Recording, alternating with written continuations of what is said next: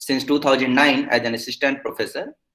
He completed his PhD thesis on the topic finite P group actions on Riemann surfaces from Mathematics Department, Harishchandra Research Institute, Allahabad, with Ravi S. Kulkarni.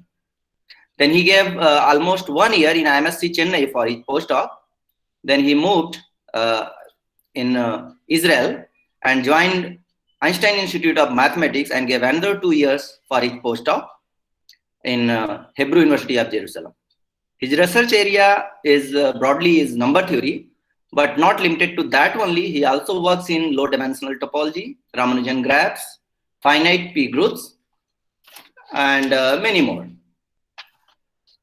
He has published more than 5 research papers, but in very reputed journals, international journals. And currently, he is supervising 2 PhD students. He will deliver a series of 6 lectures in TW, the most applicable branch of mathematics. And I welcome Dr. Sarkar to unveil the beauty of multivariate calculus through his vision. Dr. Sarkar. Yeah, hi, thanks a lot. I mean, just a small correction. I don't want number theory. It's just perimeter interest. Okay, I'm sorry.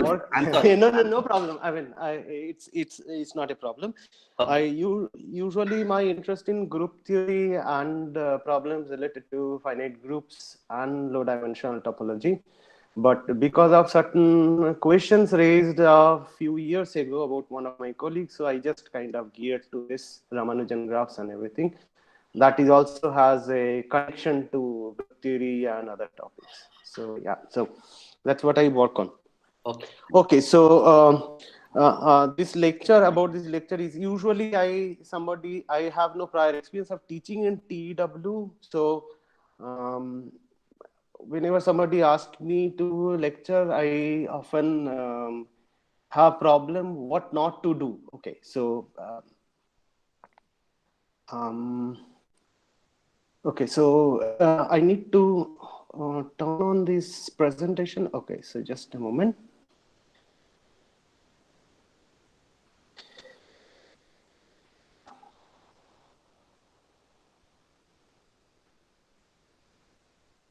Yeah, so my screen is visible now?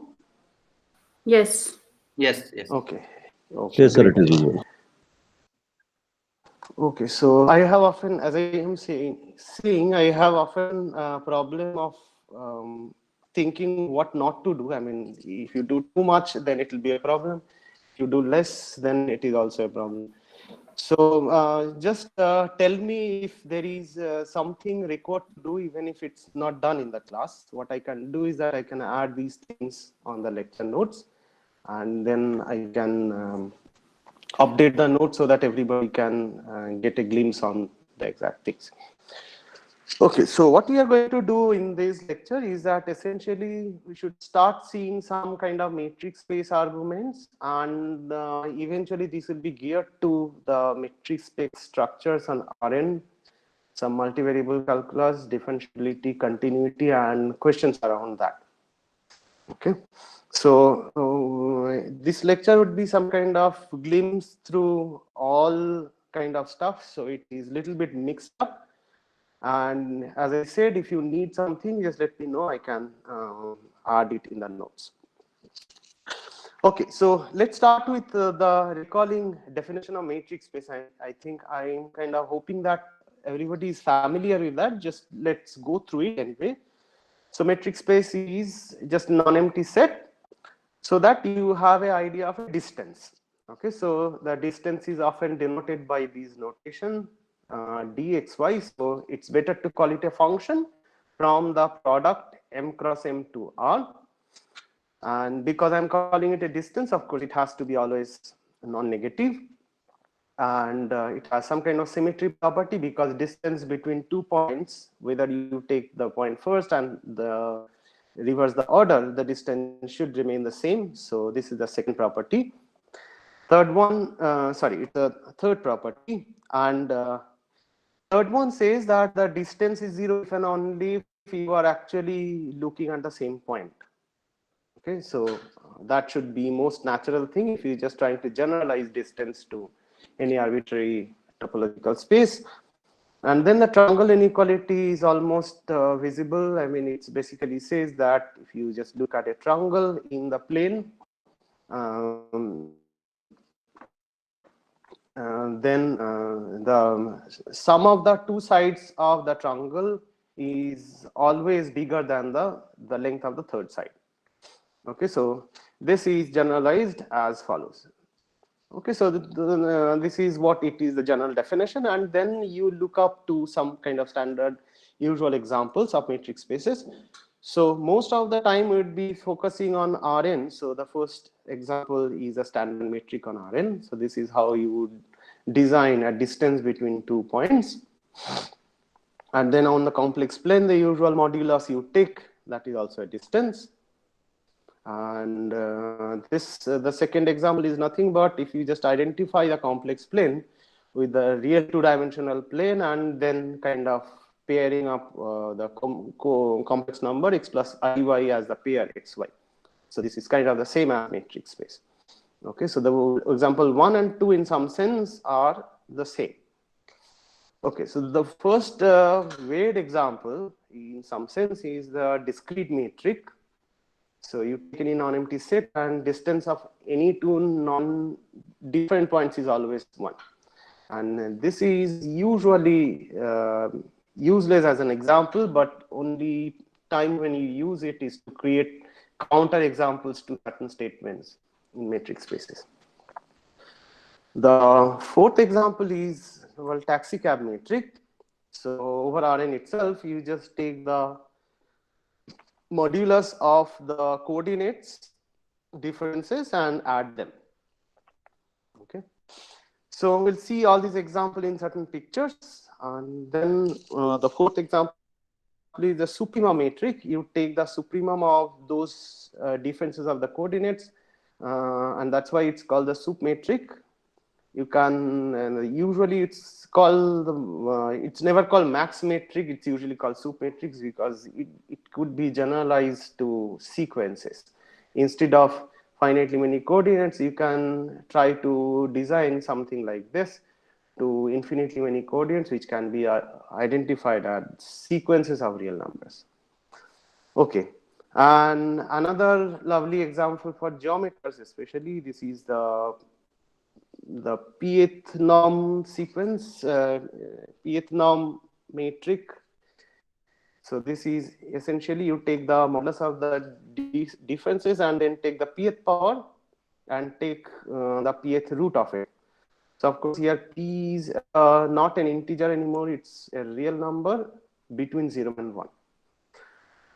Okay, so again, many of you might have seen these examples, and just to get you around these ideas, just to begin with something. So usually, let's try to look at the following picture of this. So how do you distinguish the taxi cab standard and supremum matrix? So usually the picture is like this. You think of what I'm drawing over here is something called an open ball around a point. So what is this? So this open ball means you fix a point A on the matrix space and consider all points on the matrix which are of distance at max up to R but still less than R. So if you try to design the taxi cab matrix with applied to this definition of ball, it on the ball would look like all the points, so this closed ball.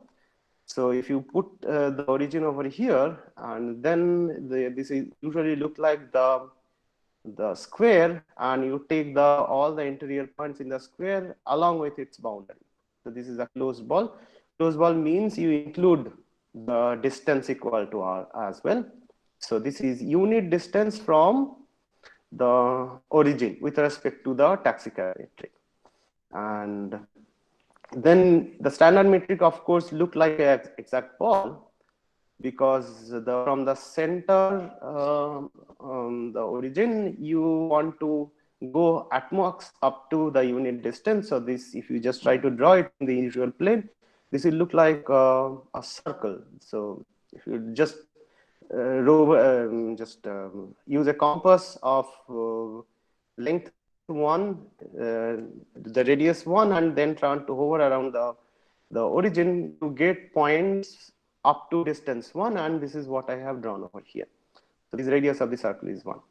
And then if you just inscribe the circle in the largest square possible, the inscribe means that it has to touch these perimeter points. So what you end up getting is this square, and take all points inside that, and that will represent a supreme matrix. Okay, so these would all can be verified from these definitions.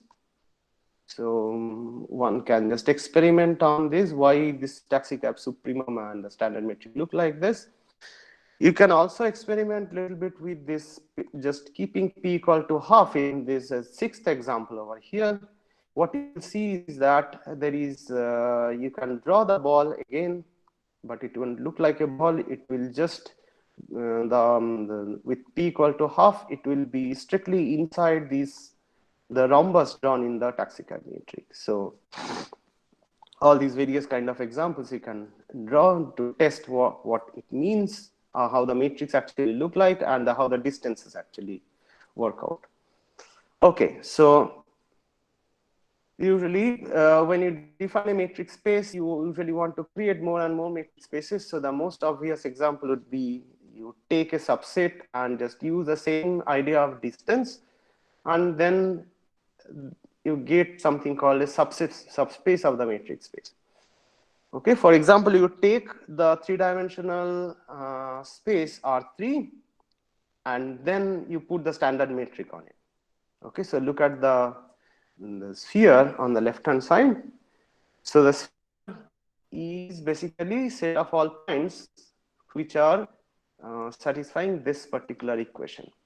So all three coordinates x1, x2, x3, and the sum of the squares is exactly equal to 1. So this is the boundary of the sphere drawn over here. Okay, now if you want a subspace metric on this, what you end up getting is that to compute the distance between any two points, P and Q, you're still using the same definition of the matrix space. So you would be essentially going out of the sphere to measure this distance. Okay, so that's the most natural example of a subspace metric. But there is, the question is, can you get something different from this? The answer is yes. So what you do is that you take the same sphere, but instead of looking at the distance given by the subspace metric, so if you have 2 points P and Q, what you would do is that you draw a greater circle joining them. So greater circle means the largest possible, largest radius circle that would be drawn, which is lying on the sphere itself. And then if you just draw it, then take the, so this 2 points would be dividing the entire circle into 2 distinct parts. You take the smallest arc joining these two. So this is what I drawn. So there are red lines over this picture, and you try to, this blue line actually represent the shortest arc between these 2 points, whatever is drawn over here. Okay, so there is some technical difference between these two being a matrix space. For instance, the first natural question would be, how do I measure the distance? So first one is easy because you already have a formula from the standard metric, which I have given earlier. So it's over here. So you use the same principle to get a distance between 2 points in the first picture. But if you want to try the same for the second picture, the methods are not easy. Okay, so the first question would be, how do I compute the arc joining, length of the arc joining 2 points? Okay, so what you have to invoke is something in the spherical geometry, and there are certain formulas, complicated formulas, which you will see just to just some kind of the equation of the circle, the greater circle joining these 2 points. And then what you have to do is that integrate along with this this line so that you get the arc length. Okay, so that's kind of little complicated. So this is usually called a spherical metric because of the reason that it's on the sphere first of all, but another reason is there is something called curvature on these metric spaces, so it's positively curved. So another way of saying this is that what you do is over here in this particular space, you try to when you try to define the distance. So instead of distance, let's try to look at something called triangle over the plane. So if you just draw a triangle over the plane, so the sum of the three internal angles is equal to 180 degrees.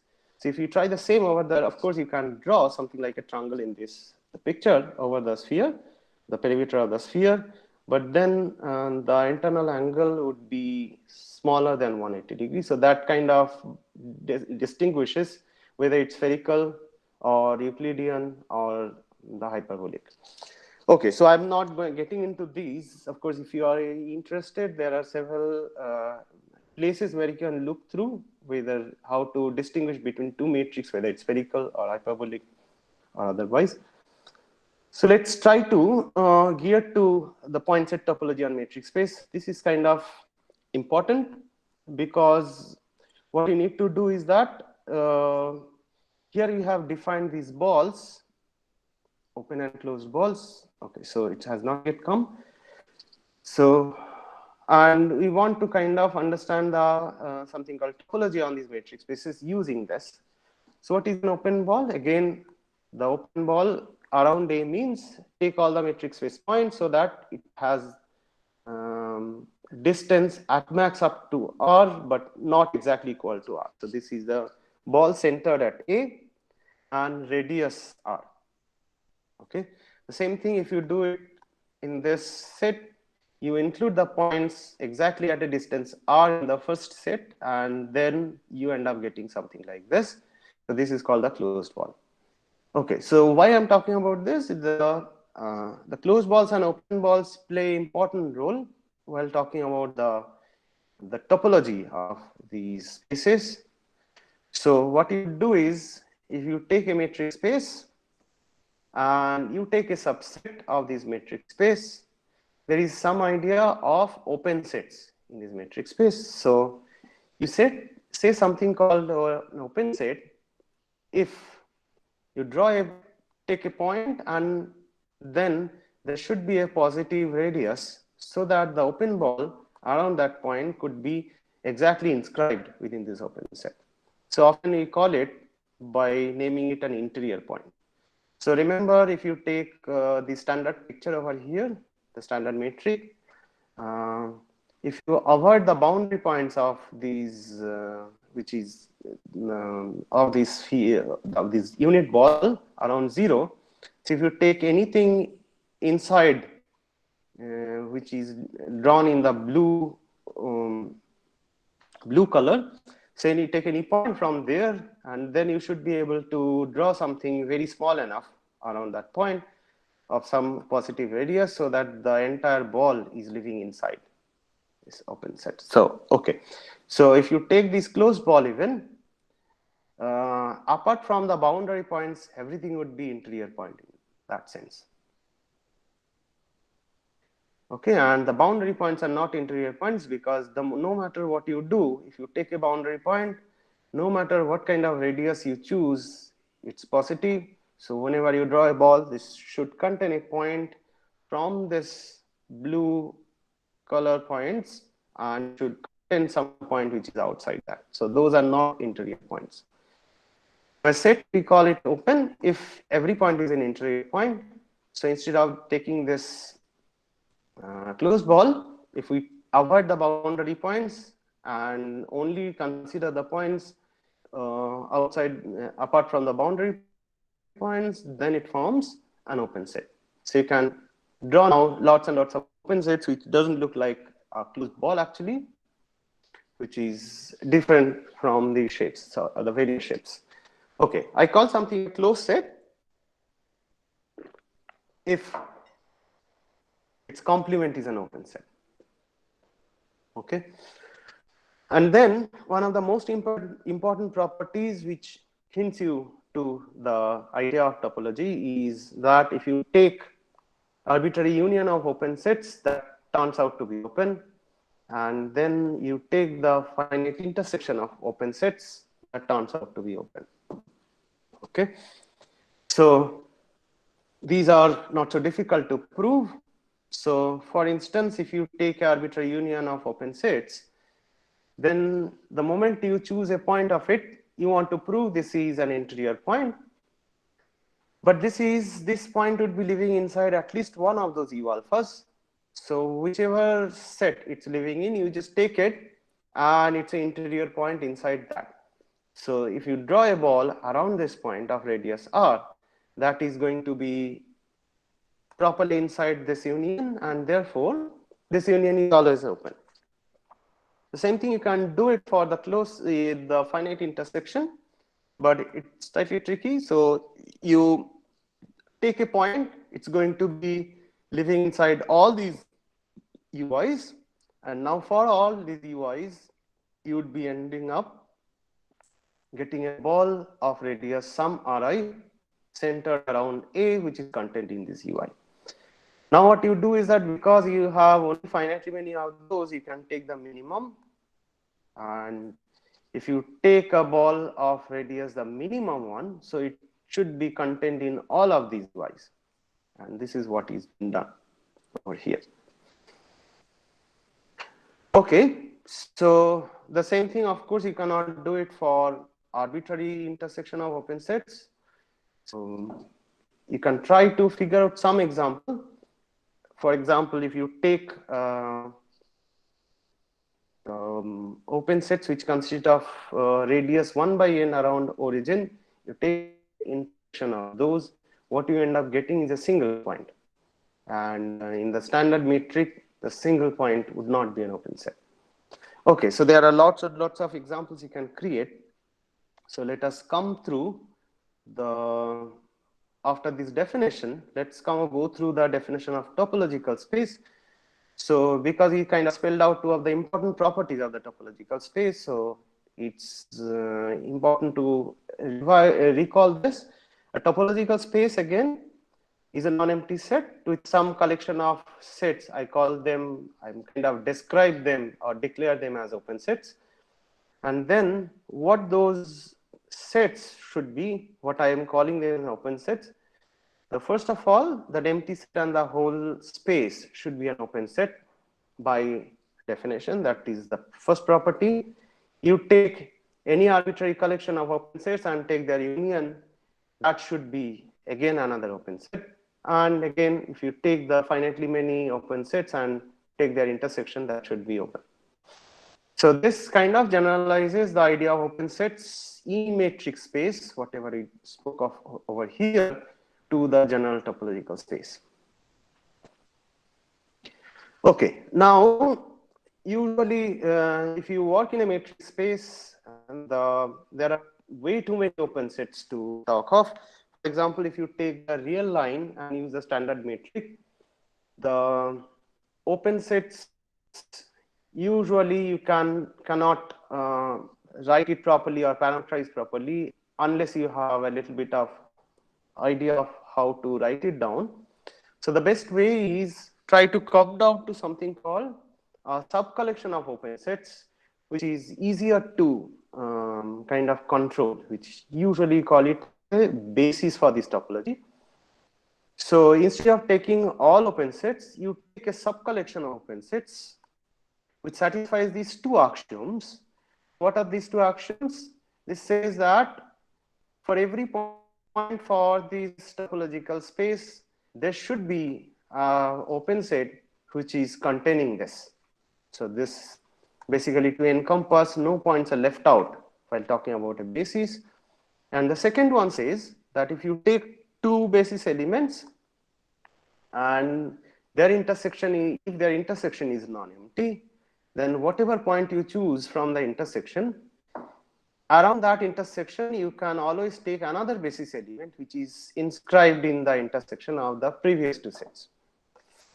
So if you try to compare these two definitions, so for example, there are lots and lots of open sets in the real line, but instead if you take intervals, open intervals, those turns out to be the nice and lovely example of a basis for these topological space in the standard. Okay, so if you want to do it for the R2, which is standard topology, then one of the bases you can always choose is set of all open balls which you have described above. Okay, so response.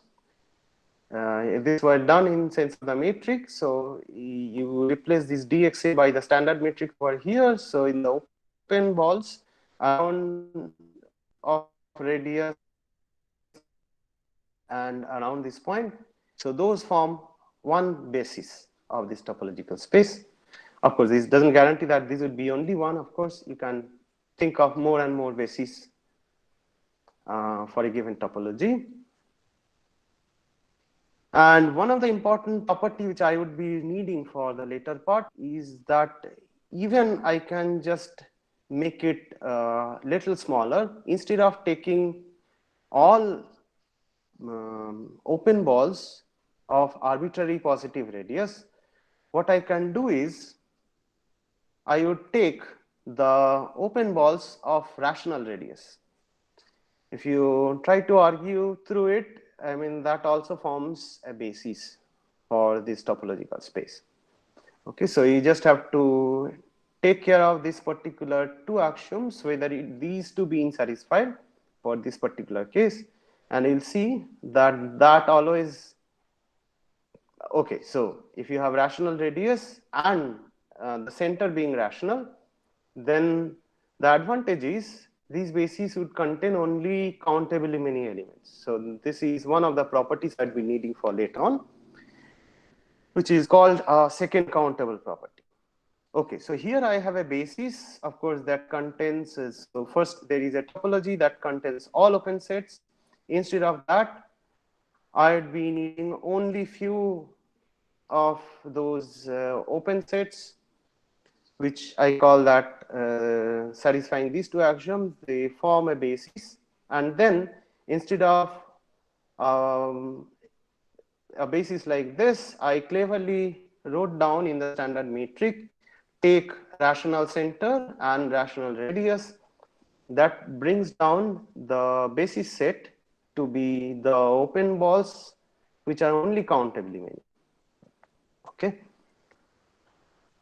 Okay, so this property of a topological space, that if it has a basis which only contain countably many elements, you usually call it a second countable topological space. Okay, so this is what I'll be needing for later on. And for time being, what we will do is that let's gear to something called continuous functions on metric space. Okay, so far, are there any questions maybe I can discuss? Anybody, if you want to ask something? I think somewhere typos in first page. Ah, okay. Sorry about that. Thanks for pointing out. What is it? That P metric. Huh. P must be greater than or equal to 1, I think. Okay. Let's see.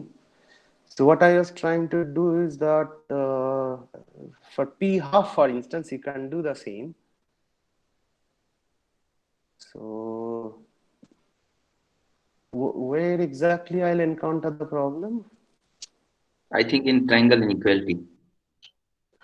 Triangle inequality. Okay, so but that's the Minkowski's theorem, right? In case P equal to half, for instance, you can do this. No, Minkowski Okay. P greater than 1 actually. Okay, okay. Maybe you're right. I'll look at it. So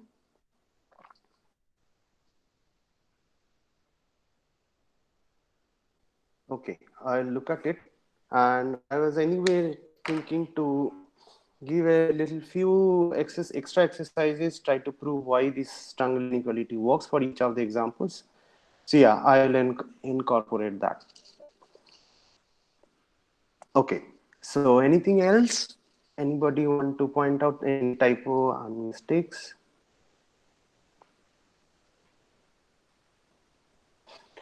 Okay, so if there are no questions, let's go to the idea of continuous functions. So if you have a matrix space and you take another one, so let's call the spaces M1, M2, their matrix are two different, D1 and D2. And then I will call a function as continuous at a particular point. If I have a given epsilon, then there exists a delta positive, so that if we look at the epsilon open ball around fx and take the preimage of this, so this delta open ball around x is properly contained in that. Okay, so what does it mean in words? It means exactly the way you try to define continuity in case of the real continuous functions. Instead of writing mod of x minus w less than delta implies mod of fx minus fw less than epsilon, you just replace it by this weird notation. Okay, so this is that the distance d1 distance of x and w less than delta should imply d2 distance of fx and fw is less than epsilon. And it happens for every point whenever I have this inequality satisfied. Okay, and then next thing is I'll say it's continuous if it's continuous at every point.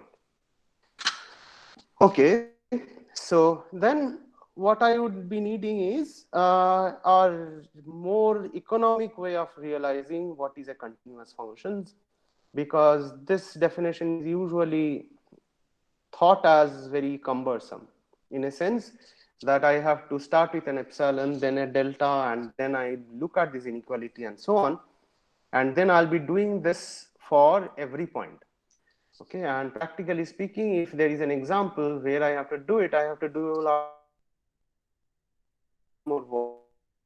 Sometimes easy, sometimes it's difficult. So there are better way in the topological sense for doing this. For instance, we have already seen the idea of matrix spaces and what could mean by matrix imposing some kind of topological feature. So for example, what I have, I think I just missed it.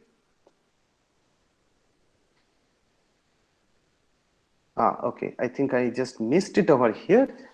So what I mean by a topology in a matrix space is that not just the open balls, but yeah, I kind of loosely said it over here. So if you have, open set would be precisely thought of as arbitrary union of open balls. Okay, so this definition was there, but one of the better ways to realize this is, I'll say I can also define it this way, that open set in the matrix sense, I call it set open if and only if for each of its points, I take a ball enclosed around this, and then I can do it for every point and take the union of these balls so that the open set can be realized as an arbitrary union of open balls. Okay. So that I can use over here in some sense, but I'll say that a function is continuous if and only if preimage of every open set is open. And that is nice. Well, again, you might have to worry about take an arbitrary open set from a matrix space and try to test whether its preimage is open. That might not be still very economic. So there is a revised definition for this, whether I have put it as an exercise, you can try it. But it is enough to consider only basic open sets. Okay, so for example, all these examples in the previous part, there is a very precise description of what could be a basis. For example, in standard metric, you have open balls, and in the collection of all open balls with positive radius, that forms a basis. So I can put another extra line over here saying that f is continuous if and only for any basic open set in M2, preimage of this basic open set is open. Okay, if I do this, my life is much more easier, because in the topology of R2, what I have seen earlier is that there are countably many such basis elements with rational centers and rational radius. So my life is easy because I have only countably many sets, and then I can test on them whether the preimage of a basic open set is open. Okay. Sometimes it's easier, sometimes it's tricky. Okay, whichever definition is good for us, we'll be using these, and whenever it comes to some particular example. Okay, so there are some examples over here. So this will be, I guess, discussed in the tutorial. So, okay, so here is another formulation of continuity, which is kind of often, again, very useful. So instead of testing that preimage of basic open set or preimage of an open set is open or not, so sometimes it's easier to talk in terms of sequences. Okay, so of course I didn't define what a sequence would be. I'm kind of presuming safely that everybody knows. So you take any sequence in this metric space first, so that this converges at this point x. Okay, and I'm trying to test whether this function, particular given function f, is continuous or not at this particular point. So what I have to do is that take any arbitrary sequence which is converging to x. I just have to test whether the sequence, image sequence fxn, converges to fx in sense of the metric of M2. Okay, so if it's doable for any arbitrary sequences, then it implies that f is continuous at x. Okay, again, this is something is doable. There is a problem over here, I think.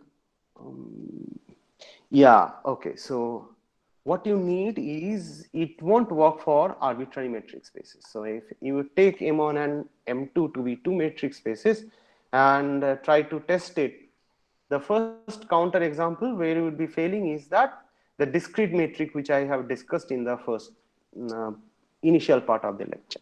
Okay, so you take the set of real numbers and put the discrete metric on it, and on spaces like that, it might have a problem to test some function is continuous or not. Of course, luckily that space is very nice. If you want to prove something is continuous or not, then it's usually better. But one of the difficulties in that kind of space is that doesn't have a countable basis. So this condition, remember, is often referred to as second countability for the metric space. So if you want to test it with this equivalence condition of continuity on matrix spaces, what you need is the domain matrix space, you need it to be second countable. Okay, again, it could be a little bit fine-tuned, this proposition. If you want the function f is continuous at x, just this much, then instead of taking a second countable basis, there is something called a first countable basis, which is a little more complicated to describe. Instead of taking a basis, taking all bases, what you do is that take basis elements which has centers around a particular point, for example. Okay, the moment I call it center, you are actually thinking in terms of matrix space, but this has topological interpretations as well. So that is called roughly what is called a first countable basis. So if you take a first countable, a matrix space with first countable basis, then also it should work. Okay, But this particular theorem or proposition, it doesn't work for general metric spaces, which doesn't have these countable basis properties. So again, there are several such counter examples. Okay, and this theorem, usually just a note, I'm putting it over here. This is usually referred as the something called property of sequential continuity. Okay, so a function is called sequentially continuous at a point x if this property is satisfied. For example, if we don't have this countable basis property or first countable or second countable basis property, then still this makes sense. So in that case, a function could be sequentially continuous at a particular point, but need not be continuous at that point. So in that case, if you want to generalize this, well, of course, hopefully thankfully there is a more generalized statement for this. So what you need to do is that this idea of sequence would not work anymore. Okay. So instead of that, what you have to import is something called replacing the idea of sequence by something called nets. And then this theorem would work. For any net in M1 that converges to X, so there is something called nets and there is idea of convergence of nets, then the sequence image of those nets should converge to Fx.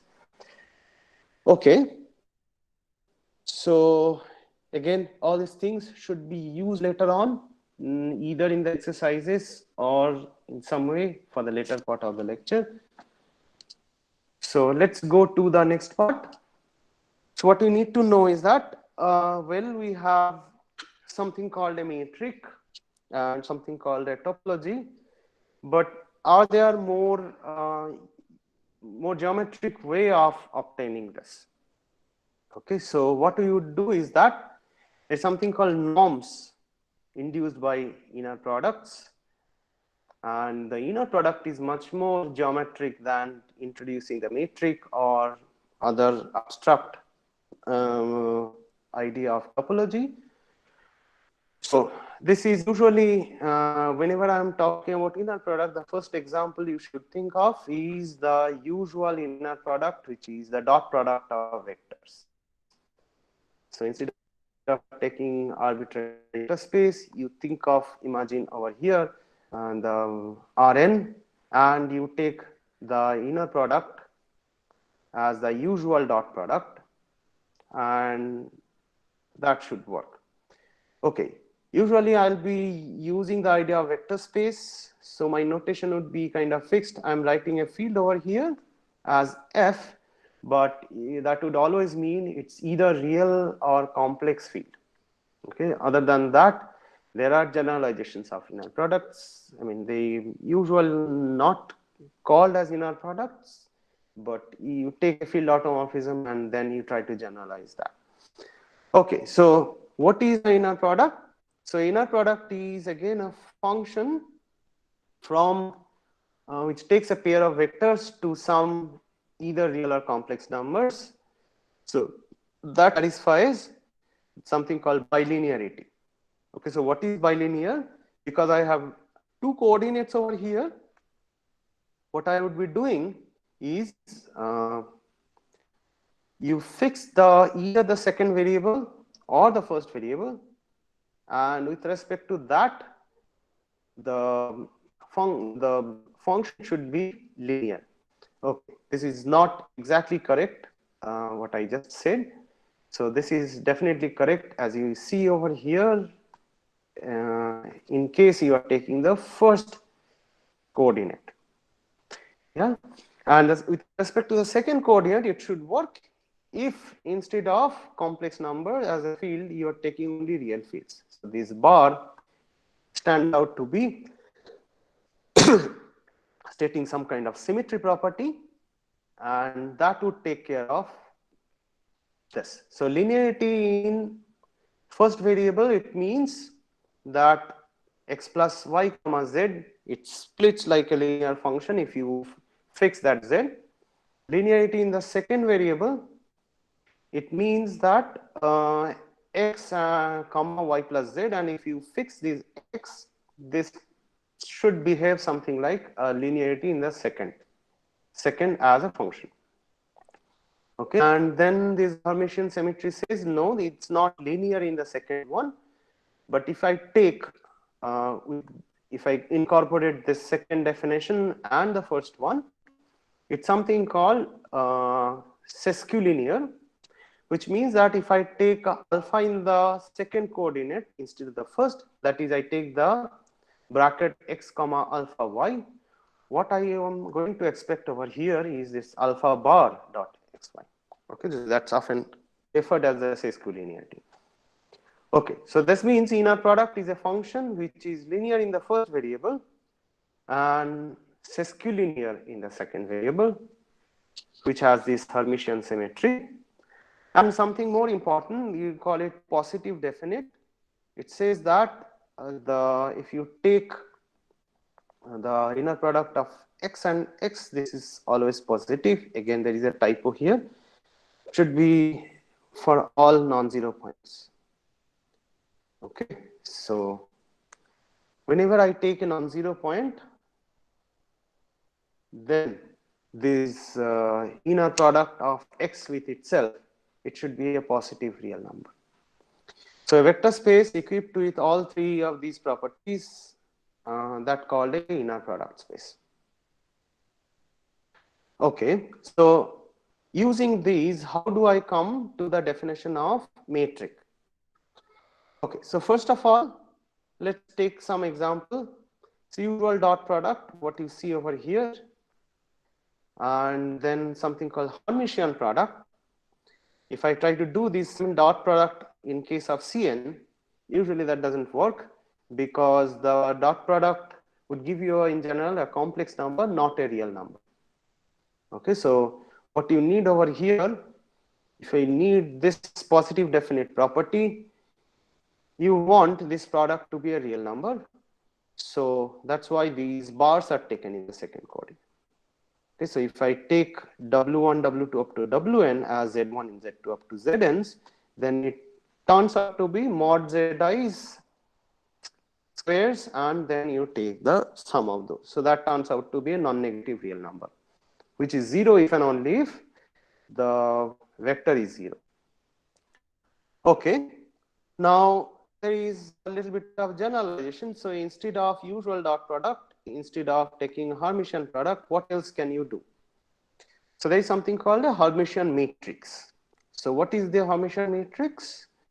A Hermitian matrix is a matrix of complex entries, so that if you apply the transpose of that matrix and take the conjugate of each of these entries, you apply these two operations, what it turns out, it's called star operation.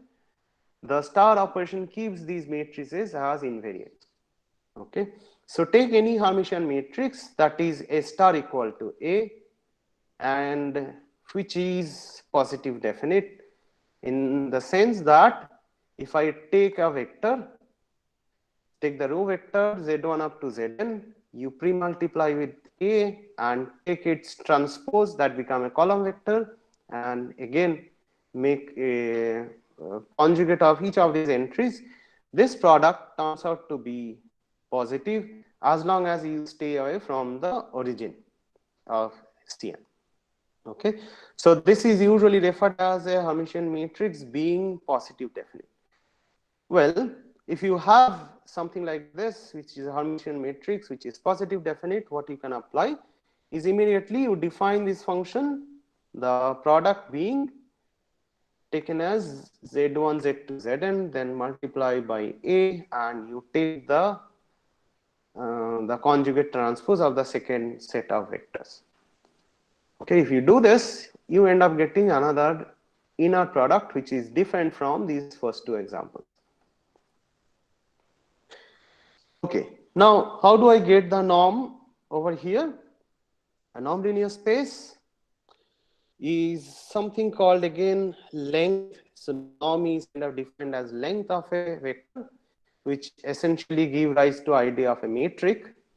So there what I would need is a function of positive real entries only, except when I take the vector to be 0, then only I expect that the norm would be 0.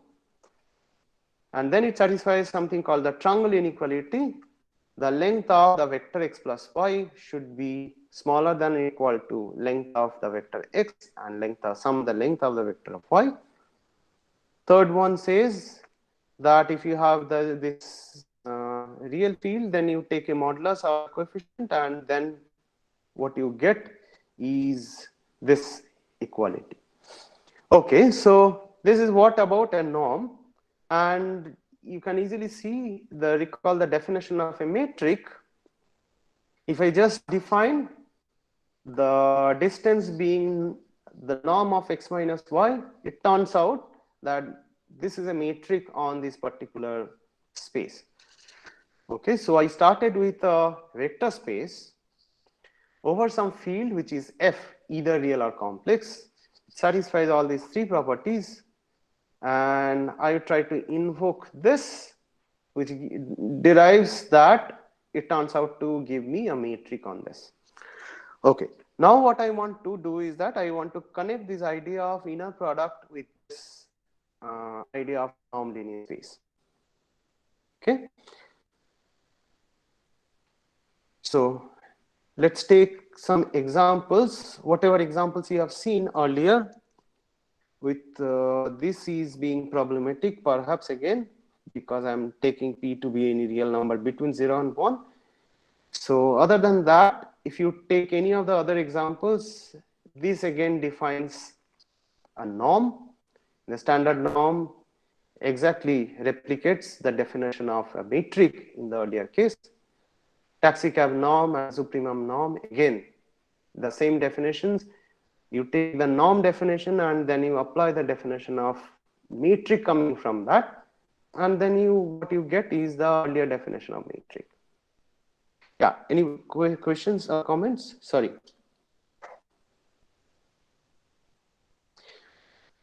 Okay, so what we would do is, again, there is some exercise of creating another norm instead of looking at the standard norms.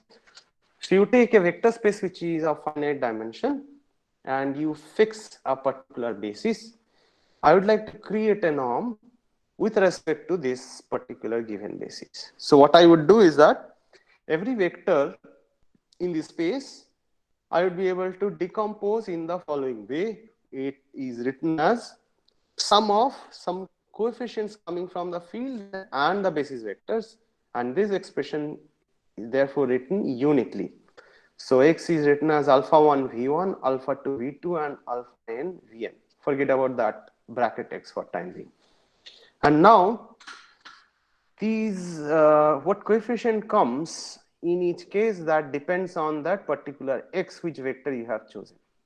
However, this expression is unique in a sense that if I take a different expression beta 1 v1, beta 2 v2 up to beta n vn for the same vector x, then it turns out that the coefficients actually end up being the same. This comes from the definition of basis. Okay, so if that is the case, I should be able to define a function alpha 1, alpha 2, alpha n from v to f, so that for each vector you take the coefficient of the first vector when you write it in this unique expression. So you take this decomposition for each case and you define the function in this way, and then define a function which is as follows. Define norm of x to be sum of those mod of the coefficients, and prove that this defines a norm on this particular vector space. Well, this way you create norms which is again not listed above. And then the best way to define a norm induced by an inner product is as follows, because we have an idea of, you need an idea of length of a vector. So what you do is that, remember, you have the property of inner product that the positive definite property. If you take any vector x, then the inner product of those two vectors should be greater than or equal to 0. It's expected to be 0 if and only if your x is 0, otherwise it's positive. And then you take the positive square root of that, which allowed. And this is going to give you a definition of a norm. So whatever definition of inner product you have, these axioms are going to give you the definition of a norm if you define it this way. So this is called norm induced by inner product. So I have an inner product, I get a norm, and if I have a norm, I get a matrix. If I have a matrix, I get a topology. So this goes naturally that way. Okay. So the question is, there are some interesting ways of defining norms over here. For example, what you can do is, remember this definition of Hermitian product. I think I defined it over here. Yeah. So if you take a Hermitian matrix and define inner product this way, that gives you a norm. Okay. So if I restrict my attention instead of complex numbers only to real field, then what it turns out is that this Hermitian matrix turns out to become a symmetric matrix, and which is positive definite. Of course, this is what I need. And one of the simpler example of positive definite Hermitian matrices is diagonal matrix, let's say with all positive entries. Okay, so in that case, I should be able to write it in an interesting way. Instead of taking lambda 1 square, I have taken 1 by lambda 1 square because of some reason. Okay, so take a diagonal matrix with all positive entries, okay, strictly positive entries, and write it in the form each of the entries as 1 by lambda 1 square for some real number lambda 1, lambda 2 up to lambda n. Okay, and then let's look at how the norm should look like. So the product is x transpose dy, because the vector is written in the column as a column vector. So I need a row vector to apply to my definition, which is written earlier. So then first transpose is a row vector, and then I apply d, then I apply the column vector y, and then it gives a inner product. Okay, then if I apply my definition of norm of x, this turns out, you can easily compute this, is square root of exactly expression which look like this, x1 square by lambda 1 square up to xn square by lambda 1 square n square. Okay, and the most interesting part is immediately that tells me, okay, this look like something to do with the ellipse in higher dimension. If I take n equal to 2 or 3, I should be able to recover the idea of an ellipse or idea of an ellipsoid in those geometries. So that's exactly the right idea. In fact, if you take the ball centered at 0 of radius r, what you end up getting is interior of an ellipsoid at the n-dimensional space. So if we just bring it down to r equal to n equal to 2, what you observe is that the ball looks like ellipse over here, interior of an ellipse except the boundary points. And if you take n equal to 3, what it's called an ellipsoid in 3 dimension. And this is how a ball should look like. Okay, but one important comment over here is that are these all? So it doesn't look like all. For example, I can take any symmetric positive definite matrix and create another norm like this, which would be looking more complicated than these notations. But what I can do is I can apply something called spectral theorem for linear algebra. It says that symmetric n by n real matrix, I would be able to diagonalize it by an orthogonal transformation. And orthogonal transformation has one of the interesting property that this doesn't change the volume of a rigid object. Okay, so for example, if I have a ball which is kind of written in a complicated way in some for a particular, not a diagonal matrix, but some arbitrary symmetric matrix, then symmetric positive definite matrix, then in that case I would end up getting some kind of open ball which has a more complicated form than this, and then I apply some kind of orthogonal transformation. It says that this is a linear rigid motion, so if I apply the transform, then it does not change the volume of this ball. So the advantage is, although the shape of this ball might change, but the essence of the geometry is kind of preserved, in a sense that you end up getting more or less the same topology over here.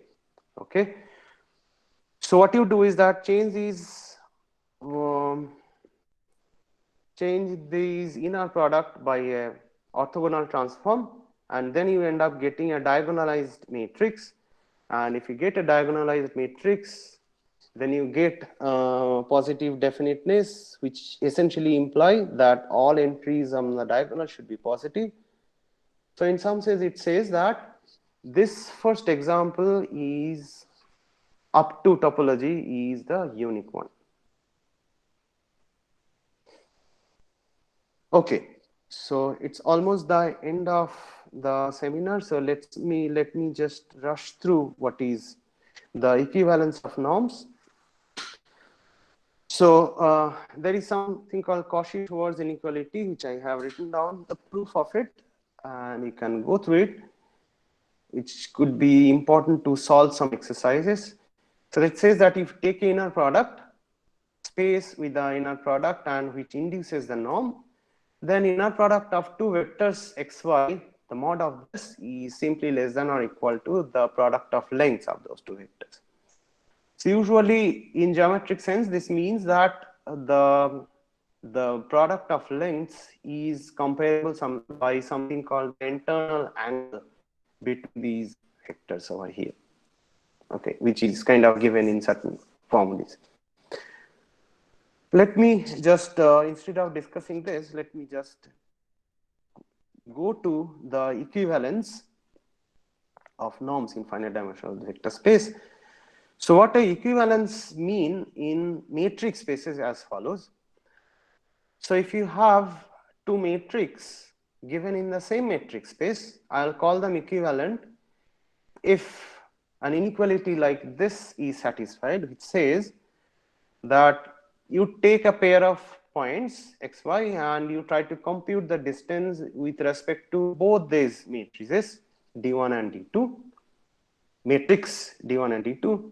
Then d1 and d2 first of all is related in the following way: lambda times d1 xy should be less than or equal to d2 of xy for some positive lambda. And I would be able to do the same if I compare the d2 with d1. So there should be a positive real number, so that d2xy is less than or equal to mu times d1xy. Well, what's the advantage of doing this? It's not too difficult to convince that, which is written in the next exercise, that if such kind of conditions is given, then the open sets in with respect to the first matrix exactly coincide with the open sets with respect to the second matrix.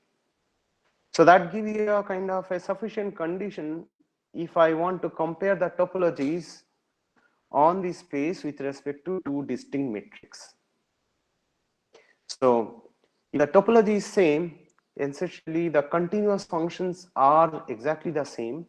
So I don't have to bother about the continuity of functions being treated with respect to the first metric or with respect to the second metric.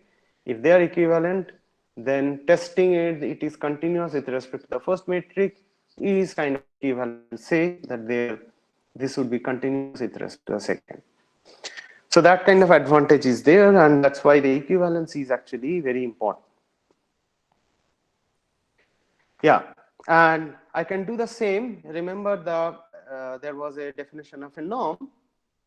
If I just replace everything d1xy by norm1xy and d2xy by norm norm of x minus y in another norm, so I can just visualize this kind of inequality coming from an inequality like this.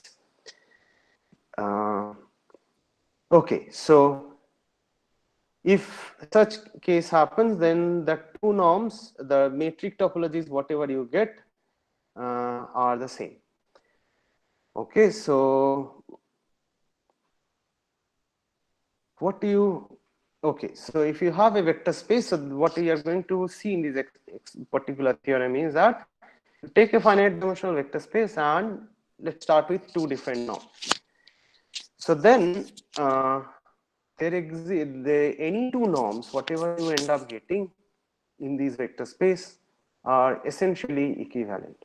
So this is a powerful statement saying that if I stick to my field of real and or complex, then no matter what kind of norm I choose, if it's on the same vector space, I will always end up getting inequality like this, and therefore I'll end up getting inequality like this when I look at the metric on that. Okay, so there is no difference between getting two distinct metrics out of the same norm as long as the topology is concerned in that sense.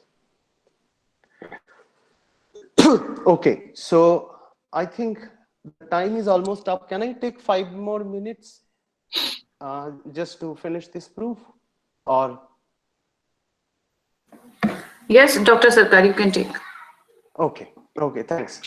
So this is a bit technical, but what I want to prove is that to produce two positive real numbers so that this inequality satisfies, and one side of the inequality is kind of obvious, so that the right hand side is always easy to derive.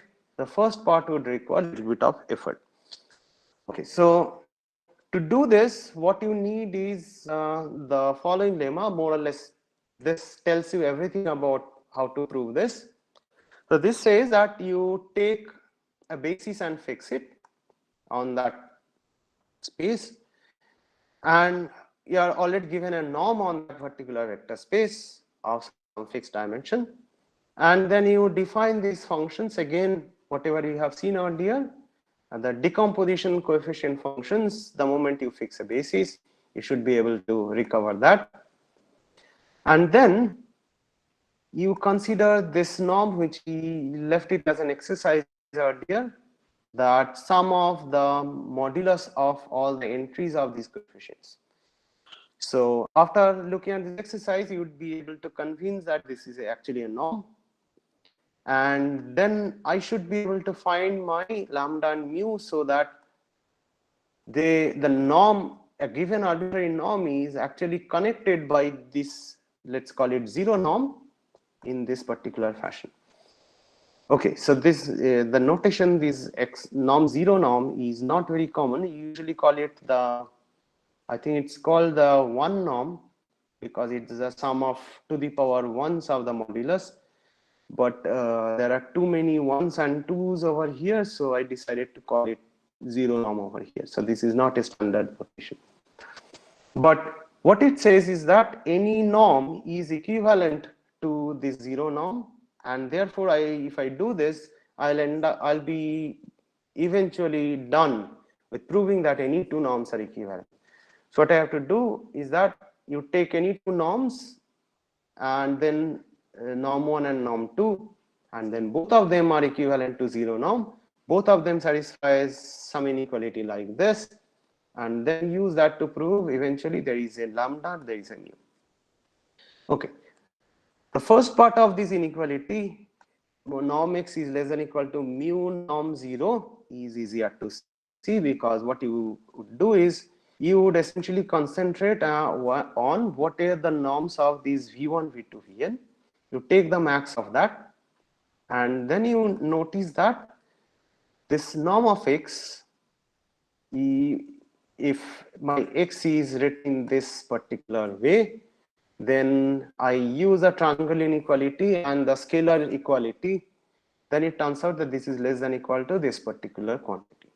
If I recursively use it, then each of these terms, norm v1 and up to norm vn, is less than equal to the max of these. So I take a less than equal to sign so that I push out these mu outside, and what I end up getting with is within bracket the sum of the modulus of the terms. And of course, this turns out to be non-zero. Okay, so this tells me that computing mu in this proof is easy. You just have to take the mu to be something bigger than or equal to the max of the norm of the basis vectors. Anything which is bigger is also is going to work. Okay, so for the other one, it's a little technical. So what you would do is that you start with denoting the set T0, which is essentially called the zero norm sphere of this vector space. Sphere means, usually sphere means you take the closed ball with respect to some metric and take the boundary points of it. So this is exactly how it looks like. Take the zero norm and take the metric with respect to that, and take all points which are exactly at distance 1 from 0. Okay, so this is your set T naught. And what you want to do is that you want to prove there exists a real number lambda positive such that the elements in this sphere, unit sphere, has satisfied a lower bound with respect to that real number. Okay, what is the advantage in doing this? Let's look at this one. So if I end up doing something like this, so take any non-zero vector and scale it by norm 0, then you would go inside T0, because zero norm of this particular vector is 1. And because it goes in T0, I would apply the norm on this particular vector.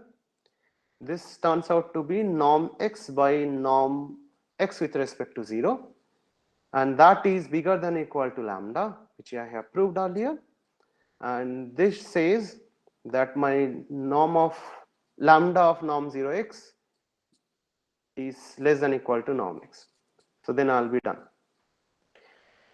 Okay, so I think let's skip this part and let's immediately try to see what it says. So there is a proof written down. You have to assume it's not true, then you use the idea of sequences, Bolzan-Weierstrass, and then you try to disprove it. And then eventually, suppose I am done with that, you have two norms on the same vector space, then you have two inequalities like that. And what you need to do is that you set your lambda and mu cleverly so that use both of these inequalities and start with this lambda of norm x1 and go through all these, get it up to this norm of x2, and then apply this mu and go through all these and get it up to mu of norm x1. So here you have proved lambda of norm x1 less than or equal to the norm of x with respect to the second, and then this is less than or equal to norm of x with respect to the first multiplied by mu. This is what you wanted to prove in this theorem. Yeah, I think I'm done. And if there are any questions, let's talk about it, discuss this.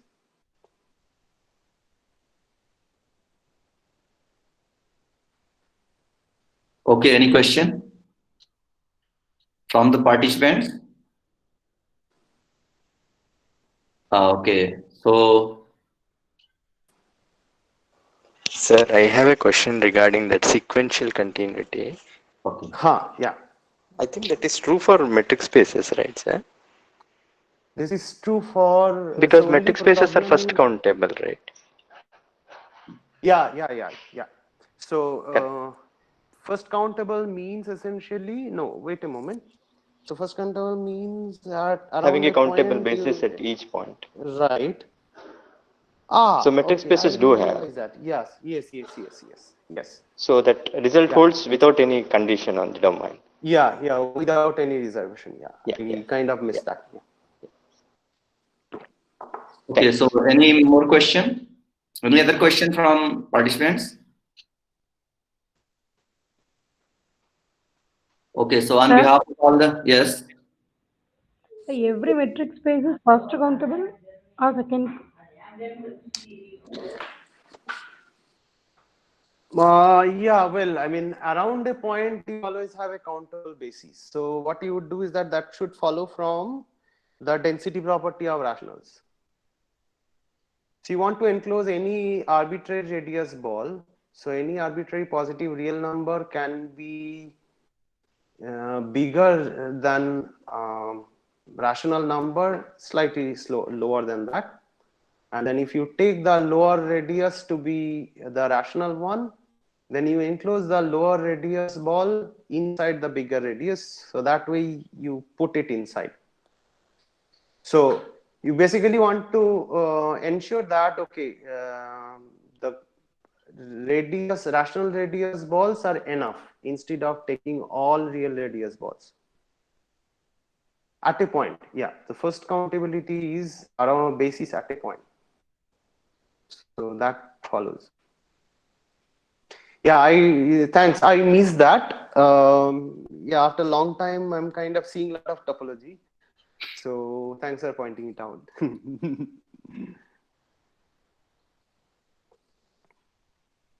Okay, so any other question? Okay, so if there is no questions, then on the behalf of all the participants, thank you, sir, for your insightful lecture. So let us clap. Hello, sir. Yeah, Excuse me. Yeah. There is one question in chat box. Okay. There is one question in chat box. What is the difference between modulus and not? Okay. Okay, so modulus, the word modulus, you use it usually for real or complex numbers. And norm means it should be applicable for any vector. That's just a notation, I guess. Nothing A vector, else. that means more than two dimension or one dimension. Yeah, modulus is always a norm, but not conversely. Yeah, one dimension it's called. Yeah, okay, sir. Okay, okay, thank you. Okay, thank you. If no question, then please let us thank and by clap. Thank you, sir.